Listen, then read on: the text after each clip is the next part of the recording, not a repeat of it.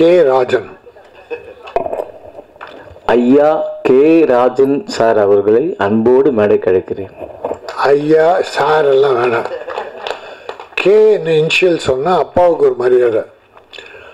நம்ம பெற்ற அப்பாவுக்கு பெரிய பெரிய மரியாதை யாரும் பண்ணுறதில்ல.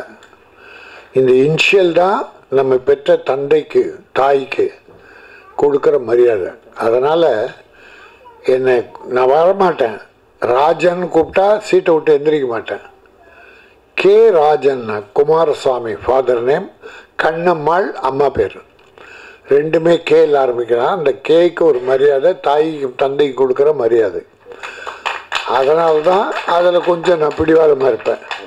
அதுதான் நீங்கள் ஞாபகப்படுத்திட்டீங்க எனக்கு. ஆக்சுவலி இந்த படத்தில் பார்த்தீங்கன்னா டைரக்டர்ன்ற பேரில் ஜெய சதீஷன் நாகேஷன் போட்டிருப்பேன். நான் தான் டைரக்டர், அது என்னுடைய ரியல் நேம். எங்கள் அப்பா ரீசன் இறந்துட்டார்.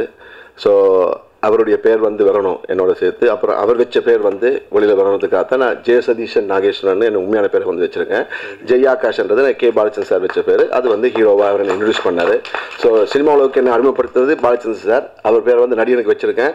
டைரக்டராக எங்கள் அப்பா எனக்கு வாழ்க்கை கொடுத்த எங்கள் அப்பா பேரை சேர்த்து வச்சுருக்கேன், ஜெய சதீஷன் நாகேஸ்வரன். வாழ்க்கை என்னுடைய அப்பா அம்மாவுடைய அருளால் ஆசையால் ஜெய் ஆகாஷ் மிகப்பெரிய வெற்றிகள் பெற வேணும். ஜெய் ஆகாஷ் எப்போவே பெரிய நடிகனாக வந்திருக்கணும். அவரை நான் ராமகிருஷ்ணார் ஒரு படம் பார்த்தேன். அந்த படத்தில் பிரமாதம் பண்ணியிருந்தார். இன்னும் அழகு. அவ்வளோ காலம் செய்கிறோம். 20 years இருக்குமா? 20 years இருக்கும். அதே மாதிரி தான் இருக்கார். கொஞ்சம் வெயிட் போட்டிருக்காரு. அப்போ இன்னும் கொஞ்சம் ஸ்லிம்மாக இருப்பார், அழகாக இருப்பார். என்னம்மா? பொன் வசந்தத்துக்காக போட்டார். நீதானே என் பொன் வசந்தம். ஓ, பொன் வசந்தம். ரொம்ப அழகாக இருப்பார். அற்புதமான நடிப்பு. அது கொஞ்சம் நல்ல படம். பட் அந்த ப்ரொடியூசர் அவர் வச்சிருந்த சில கடன்களால் இந்த படம் கொஞ்சம் பாதிச்சது. அப்போ இந்த தம்பி என்ன பண்ணுறாரு, இவர் எந்த ஹீரோவும் பண்ண மாட்டாங்க. முன்னால் சரத்குமார் பண்ணுவார். அவர் ஹீரோ நடித்த படம் ஏதாவது ப்ராப்ளம் ப்ரொடியூசருக்கு வந்தால் அவர் முன்னால் இருந்து கொஞ்சம் ஹெல்ப் பண்ணார். அதை போல் என் தம்பி ஆகாஷ் அந்த ராமகிருஷ்ணா படத்தை ரிலீஸ் ஆகிறதுக்கு இவர் தான் காரணமாக இருந்தார். அன்னைக்கு பயங்கர பிஸி.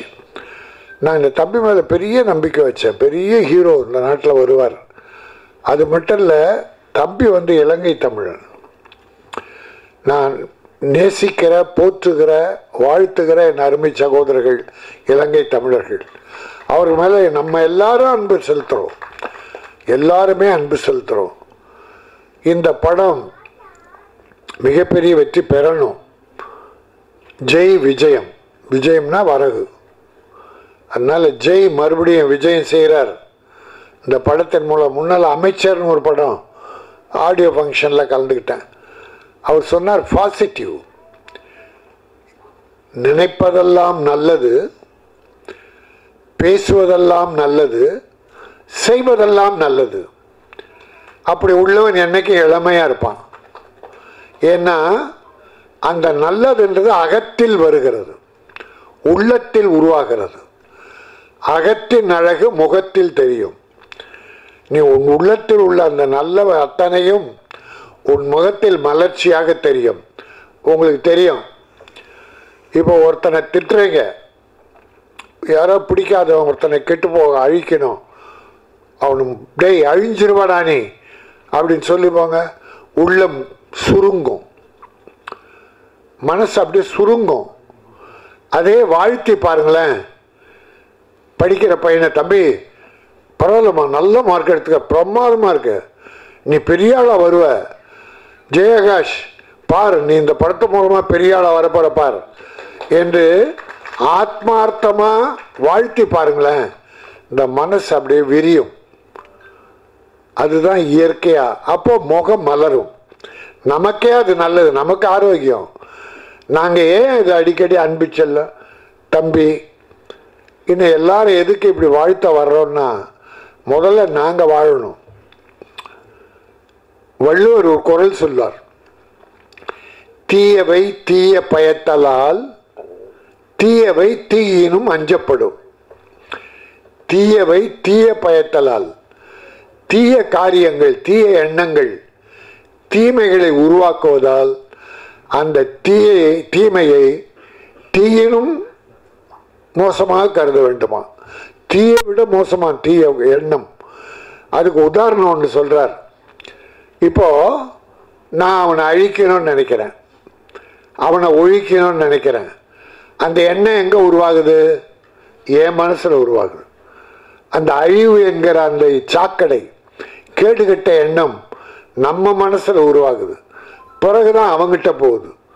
அதற்கு ஒரு உதாரணம் சொன்னார் வள்ளுவர். தீக்குச்சியை சொன்னார். இப்போ அங்கே ஒரு குடிசை இருக்கு, ஏதோ ஒரு வீடு இருக்கு, அவனை அழிக்கணும், அந்த வீட்டை கொளுத்திடணும், அவன் இனி வாழக்கூடாது அப்படின்னு. அந்த குடிசை அழிக்கணும் என்ன வேணும்? ஒரு தீப்பந்தம் வேணும். இந்த தீப்பை எப்படி நம்ம மனசில் தீய எண்ணங்கள் உருவாகி தீய நம்ம அழிக்குதோ, அதை போல் அந்த குடிசை அழிக்கணும்னா நீ ஒரு தீப்பந்தம் வேணும். அப்போ தீப்பந்தம் முதல்ல அழியுது, எரியுதன் மூலமாக அழியுது. பிறகுதான் அடுத்த அந்த குடிசைக்கு போகுது. அப்போ முதலில் அழிவது யார்? அந்த தீய எண்ணங்களை யார் வச்சிருக்காங்களோ அவங்க தான். யார் நினைக்கிறாங்களோ அவங்க தான் முதல்ல அழியிறாங்க. பிறகுதான் அடுத்தவங்கிட்ட அது போகுது. அதுபோல் என் தம்பி எடுத்த உடனே பாசிட்டிவ் திங்கிங், நல்லதை நினச்சி பாருங்களேன். நம்ம குடும்பம் நல்லா இருக்கும், நம்ம பிள்ளைங்க நல்லா இருக்கும், நம்ம நண்பர்கள் நல்லா இருப்பாங்க. முடிந்தால் தம்பி ஆகாஷ் சொன்னது போல் எவ்வளோ முடியுமோ நல்ல காரியம் பண்ணுங்க. முதல்ல நம்ம குடும்பத்தை சேவ் பண்ணிக்கணும். நம்ம குடும்பம் மட்டும் கஷ்டப்படக்கூடாது. நாம் நல்லாயி மற்றவங்கள வாழ வைக்கணும். முதல்ல ஒரு தத்துவம் நான் சொல்லுவேன். தனக்கென வாழ்பவன் ஆத்மாவுக்கு சொந்தக்காரன். நாம் வாழணும், முதல்ல நான் வாழணும், என் பிள்ளை வாழணும், என் குடும்பம் வாழணும். முதல்ல நம்ம வாழ வச்சுக்கணும். அது ஆத்மாவுக்கு நான் சொந்தக்காரன். இன்னொன்று, நானும் வாழ்ந்து பிறரை வாழ வைக்கணும். நானும் வாழணும், வாழ்ந்த பிறகு மீதி இருக்கிறத பிறரை வாழ வைக்கணும். அவன் புண்ணியாத்மா. தான் மட்டும் வாழணும்னு நினைக்கிறோம் ஆத்மா, தான் வாழ்ந்து பிறரையும் வாழ வைக்கணுன்ற புண்ணியாத்மா. இன்னொன்று, நான் என்னை பற்றி கவலை இல்லை, என் குடும்பத்தை இல்லை, பிறரை மட்டுமே வாழ வைப்பேன், எல்லாரும் நல்லா இருந்தா போதும், அவன்தான் மகாத்மா. அது யாரு? மகாத்மா காந்தி. தன் குடும்பத்தை பற்றி கவலைப்படாத நாட்டை பற்றி யோசித்தார். பெருந்தலைவர் காமராஜ், லால் பகதூர் சாஸ்திரி தன் குடும்பத்தை பற்றியே கவலைப்படாம இந்த நாடு பற்றியே நினைச்சாங்களே, அவங்கெல்லாம் மகாத்மாக்கள்.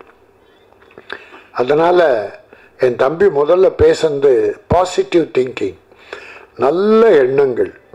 அதுவும் ட்ரெய்லர் பார்த்தோம், நல்லா இருந்தது, நல்லா இருந்தது. அவர் துணிச்சல்காரர். மற்றவங்களை நம்புறதை விட தன்னையே நம்புவார். யார் ஒருவரும் நம்மை நம்பி காரியங்களில் ஈடுபட வேண்டும். ஆகவே அந்த வகையில் இந்த ஜெய் விஜயம் நல்ல படமாக வந்திருக்கு. அதை விட இன்னொன்று சொன்னார், அதான் நம்பிக்கை. படம் ரிலீஸ் பண்ண போகிறேன், தியேட்டரில் எத்தனை தியேட்டர் கிடைக்குதோ பரவாயில்ல, எவ்வளோ பேர் பார்க்குறாங்களோ பரவாயில்ல, ஆனால் நான் ஒரு ஆப் வச்சுருக்கேன், அந்த ஆப்பில் உலகமெல்லாம் வெளியிடுறேன். என் ரசிக பெருமக்கள் பார்த்தா போதுன்னார். ரசிக பெருமக்கள் மட்டும் இல்லை, எல்லா மக்களும் பார்ப்பாங்க, எல்லாரும் பார்ப்பாங்க. அதில் இன்னொரு மகிழ்ச்சி என்னென்னா, சினிமா உலகத்தில் இருக்க நண்பர்களை கூப்பிடுவாங்க, நடிகைகளை கூப்பிடுவாங்க, வேண்டியவங்களை உறவு கூப்பிடுவாங்க. ஆனால் தம்பி தன்னுடைய ரசிகர்களை முக்கியமாக கூப்பிட்டுருக்கார். தன்னை வாழ்த்துகிற, தன்னை ரசிக்கிற அந்த ஆத்மாக்கள், புண்ணியாத்மாக்களை தம்பி அழைத்து அவங்களுக்கு ஒரு மரியாதை கொடுத்து மேடையில் அமர வச்சது. நாங்கள் அன்பு செல்வம் சரி, நானும் முதல் முறையாக பார்க்குறீங்க. நீங்களும் இதுதான் சிறப்பு. யார் தன்னை உயர்த்த பாடுபடுகிறார்களோ, ஏன்னா இன்னைக்கு பல கதாநாயகன் ரசிகர்களின் பணத்தால் கோடி கோடியாக சேர்த்த கதாநாயகர்கள் ரசிகர்களை மதிப்பதில்லை. ஏன் அஜித், நான் வெளிப்படையாக சொல்கிறேன், அவர் செய்கிறது மிகப்பெரிய தவறு. தன்னை வாழ வைக்கிற கோடான கோட்டீஸ்வரர் ஆக்கிய ரசிகர்களை மதிக்கிறதில்ல, பார்க்கறதில்ல, பழகிறதில்ல. விஜய் ரசிகர்களுக்கு மரியாதை, அவருக்கு அவர் பலன்தான். இப்போ அரசியலுக்கு வர்றார், அதுக்கு யார் காரணம்? ரசிகர்கள் தான் தூக்கி விட போகிறாங்க, ரசிகர்கள் தான் உழைக்க போகிறாங்க. ஆகவே தன்னை வாழ வைக்கிற, வளர்த்து விடுகிற, கோடான கோடி பணத்தை கொட்டி கொடுக்கிற ஹீரோக்களுக்கு அவர்கள் முதல்ல ரசிகர்களை மதிக்க தெரியணும், மரியாதை கொடுக்க தெரியணும். வாசலான கூர்க்கா வச்சு அடிச்சு வரட்டானுங்க சிலர். கூர்க்கா உள்ள அந்த கேட்டை கூட தொட விட மாட்டான். நீ யார் படத்தில் பெரிய கோட்டி சொன்னாயிருக்க? நான் ஒன்று கேட்குறேன். இப்போ ஒரு ரசிகர், யாரோ ஒரு நடிகர் இருக்கிற, ஒரு 10 ரசிகர் நடிகர்கள் வச்சுங்க. இவர் இதில் யார் மரியாதை கொடுக்கலையோ ரசிகர்களுக்கு, அந்த ரசிகர்கள் ஒரு முடிவு பண்ணுறாங்க, முடிவு பண்ணணும்.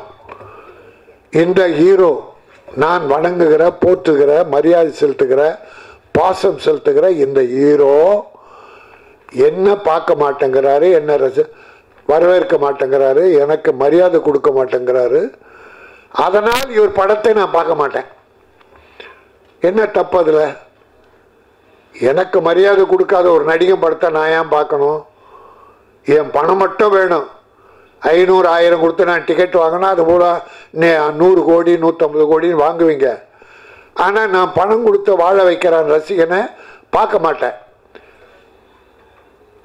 அப்போ அந்த ரசிகன் ஒரு முடிவு பண்ணி இந்த ஹீரோவின் படத்தை நான் பார்ப்பதில்லைன்னு ஒரு முடிவு எடுத்து அந்த ரசிகன் தியேட்டருக்கு போகலன்னு வச்சுக்க, அவன் க்ளோஸ். நான் யார் பேரையும் சொல்லலை, பொதுவாக உலகத்தில் இருக்க நடிகன் எல்லாத்துக்கும் பொது கருத்தாக இது சொல்கிறேன். ஏன்னா ரசிகர்களை மரியாதை கொடுக்க வேண்டும், போற்றி வணங்க வேண்டும். இப்போ கூட விஜய் ஒரு ஃபங்க்ஷனில் ஒரு வார்த்தை சொன்னார், அது மிகையான வார்த்தை. என் தோலை உங்கள் கால் செருப்பாக தைத்து போட விரும்புகிறேன்னார். அது நடக்காதுன்னு வச்சுங்க, அது சுத்தமாக பொய்யான வார்த்தை, அது மிகையான வார்த்தை. ரசிகர்கள் கூட அதை எதிர்பார்க்கல. அன்பு செலுத்தினா போதும், பாசம் வைத்தால் போதும். 6 மாதத்துக்கு ஒரு முறை அந்த ரசிகர்களை அழைத்து ஒரு விருந்து கொடுத்து ஒரு ஃபோட்டோ ஸ்டேட் எடுத்துட்டா போதும். அது எடுத்தாலே அந்த ரசிகன் பெரிய ஏதோ கடவுளை பார்த்த மாதிரி நினைக்கிறான். ஆகவே நான் மரியாதையோடு எல்லா நடிகர்களும் சிறப்பாக வளரணும், பெருசாக வரணும். எப்போ வரணும்? ரசிகர்களை ஆதரித்து அன்பு செலுத்த வேண்டாம், ஆகாஷ் மாதிரி. நான் இந்த மேடையை பயன்படுத்தி, ஏனென்றால் என் தம்பி ஆகாஷ் மேடை, அது என்னுடைய மேடை. அதனாலே நான் பொது கருத்து, இது சினிமா நல்லா இருக்கணும்னு நினைக்கிறேன், எல்லாரும் ஒன்றா இருக்கணும்னு நினைக்கிறேன். சின்ன ப்ரொடியூசர்லாம் எப்படியாவது போங்க, நாங்கள் பெரிய ஆட்கள் மட்டும் பெருசாக வர்றோம்னு நினைக்கிறாம எல்லாரும் ஒன்றா இருக்கணும். இப்போ ஒரு விஷயம் 1 மாதமாக சினிமாவை அசிங்கப்படுத்திக்கிட்டு இருக்கு. ஒன்று, நம்ம அமீர், இயக்குனர் அமீர், சிவகுமார் குடும்பம், ஞானவேல் ராஜா, பருத்தி வீரன் படம். முதல்ல ஞானவேல் ராஜா படம் ஆரம்பித்து அது நீண்ட நாளாக ஷூட்டிங் போகுதுன்னு பாதியில் படத்தை நான் பண்ண மாட்டேன்னு சொல்லி அமீரே கடன் வாங்கி படத்தை முடித்த பிறகு ஒரு பஞ்சாயத்து ப்ரொடியூசர் கவுன்சிலில் வச்சு அதை ஞானவேல் ராஜாவுக்கு கொடுத்துட்றாரு. ஒரு 1.25 கோடி என்னமோ ஞானவேல் ராஜா அமீர் கொடுக்கணும் அப்படின்னு ஒரு பஞ்சாயத்து. ஆனால் படம் போச்சே தவிர வெற்றி. நம்முடைய கார்த்தி இன்னைக்கு பெரிய ஹீரோவாக விளங்குறாருன்னா அது அமீர் தான் காரணம், அது யாராலும் மறுக்க முடியாது. ப்ரொடியூசர் ரொம்ப முக்கியம், இல்லைன்னு சொல்ல. பஞ்சாயத்து படி பணம் கொடுக்கல, கோர்ட்டில் இருக்குது. ஆனால் கார்த்திக் கூட 25வது படத்தில் விழாவில் பிரச்சனை வருது. ஏன் அமீரை கூப்பிடல? நாங்கள் கூப்பிட்டா அவர் வரல. அமீர்கிட்ட கேட்டால் மரியாதையாக கொடுக்கல. பெரிய மரியாதை கொடுத்து அமீரை அழைத்திருக்க வேண்டும். சரி, நடந்து போச்சு. அதை போய் இவங்க வாதம் அவங்க வாதம், சிவகுமார் குடும்பம் எல்லாத்தையும் பேசி இன்னைக்கு ஒரு மாதம் அதுவே பிரச்சனை ஆயிடுச்சு. அது சினிமாவுக்கு மிகப்பெரிய கேவலம். நான் சிவகுமாரை மரியாதைக்குரியவர், அவர் நினைச்சா இன்னைக்கு அதை முடிச்சிடலாம். இந்த அமீர் கொடுக்கணும்னு நினைச்ச பணம் பெரிய பணமே இல்லை. இன்னைக்கு இதை 15 கோடியே என்னமோ கார்த்திக் வாங்குறார். 1.25 கோடியே ஏதோ பஞ்சாயத்து போல் இருக்கு, கவுன்சில் பஞ்சாயத்து, ப்ரொடியூசர் கவுன்சில். அதை இன்னைக்கு எடுத்து மரியாதையோடு கொடுத்து ஒரு வணங்கி அமீருக்கு ஒரு அவருக்கு ஒரு வாழ்வு, கார்த்திக்கு ஒரு நன்றி கடன், அது சிறப்பாக இருக்கும். ஆகவே இதை தீர்த்து வைக்க சிவகுமார் அவர்களை நான் வேண்டி கேட்டுக்கொள்கிறேன். இது பெரிய பிரச்சனையாகி வாத பிரதிவாதங்கள் வர வேண்டாம் என்பதாலே. இன்னொரு செய்தி, நம்முடைய மன்சூர் அலிகான் திரிஷாவை பற்றி ஒன்று பேசிட்டார். அது பெரிய வாதமாகி திரிஷா ஒரு மறுப்பு, குஷ்பு ஒரு மறுப்பு, இன்னும் நடிகெல்லாம் மறுப்பு, சிரஞ்சீவி ஒரு மறுப்பு. அப்புறம் இவர் நம்ம மன்சூர் அலிகான் அவரை பேச விட்டா பேசிக்கிட்டே இருப்பார். அவர் யதார்த்தமானவாதி. மன்சூர் என்னன்னா கெட்ட நோக்கத்தோடு எதையும் பேச மாட்டான், மனசில் பட்டது கொட்டிடுறது. அதுக்கு சில நேரம் நான் கூட பண்ணுறது உண்டு. ஆனால் நான் கொஞ்சம் அளவாக பண்ணுவேன், யாரும் மரியாதை கெடக்கூடாது என்று நினைப்பவன். ஆகவே மன்சூர் என்னாச்சு, மன்னிப்பு கேட்டார். அது திரிஷாவும் பெருந்தன்மை அதை விட்டுருச்சு. தவறு செய்யாதவங்க யாரும் இல்லை, அதனால் நானும் மன்னிச்சிட்டேன்னு விட்டார். இப்போ மன்சூர் கேஸ் போட்டிருக்கார், மேட்ரு முடிஞ்சு போச்சு. இப்போ திரிஷா, குஷ்பு, சிரஞ்சீவி மேலே கேஸ் போட்டதாக செய்தி படித்தேன். என் அருமை நண்பர் மன்சூர், வேண்டாம் நமக்கு அதெல்லாம் வேண்டாம், வேலையை பாரு, உனக்கு நிறைய வேலை இருக்குது, கட்சி வேற ஆரம்பிச்சிருக்கு. ஆகவே இது என்னுடைய அருமை மேடை, என் தம்பி ஆகாஷுடைய மேடை. அவன் பாசிட்டிவாக திங்க் பண்ணணும்னு ஆரம்பத்திலே சொன்னான். இப்போ சினிமாவுக்கு ஒரு பாசிட்டிவ் என்னென்னா, அடுத்தவங்ககிட்ட சண்டை போட்டு குறை சொல்லி திட்டி அவன் வாழ்க்கையில் பொறாமப்படுறதெல்லாம் விட்டுட்டு வளருபவர்களை வாழ்த்துவோம், வளர துடிப்பவர்களை தூக்கி விடுவோம்.